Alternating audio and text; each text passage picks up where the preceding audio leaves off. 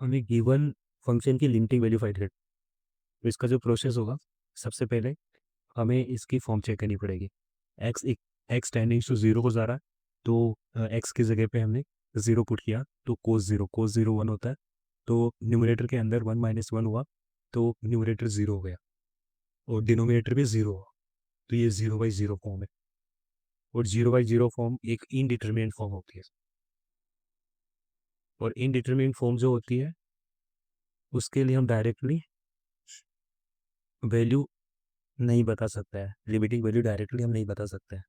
तो इसके लिए हम लोग क्या करेंगे यहाँ पे कि एक चीज़ तो ये कि जो न्यूमरेटर और डिनोमिनेटर है वहाँ पर जो एक्सप्रेशन लिखा है उसको देखकर हम लोग के माइंड के अंदर कुछ इस तरह से आएगा कि limit x tendings to zero one minus cos x upon x square.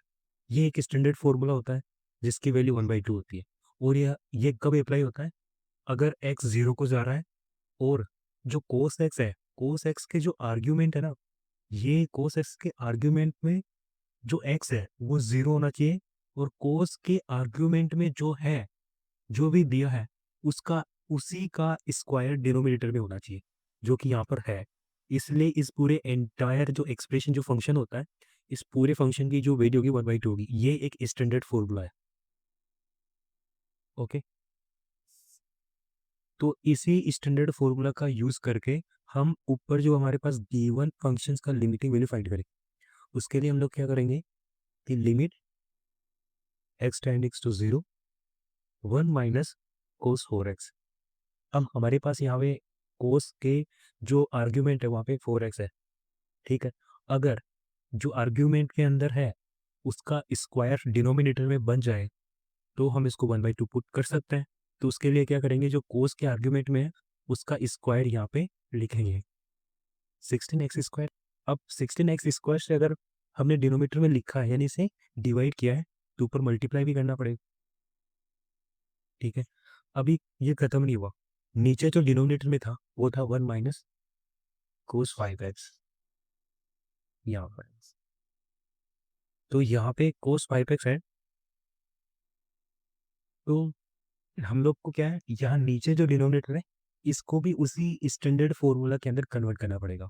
फिर से वही प्रोसेस करेंगे, और यहाँ पर जो दिया है इसके आर्ग्यूमेंट में फाइव एक्स है, तो हम लोग क्या करेंगे, इसको पूरे को जो आर्ग्यूमेंट में है उसका स्क्वायर से डिवाइड करेंगे, ट्वेंटी फाइव एक्स स्क्वायर, और उसी से मल्टीप्लाई कर देंगे।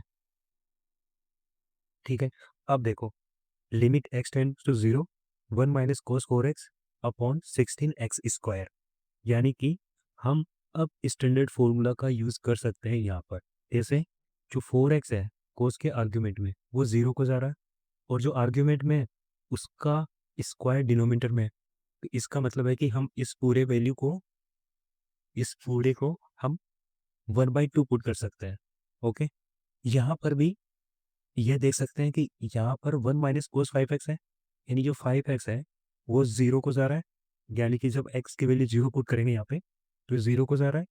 और जो कोस के आर्ग्यूमेंट में है, उसका स्क्वायर इसके डिनोमिनेटर में भी है, इसका मतलब इसको भी हम वन बाई टू पुट कर सकते हैं।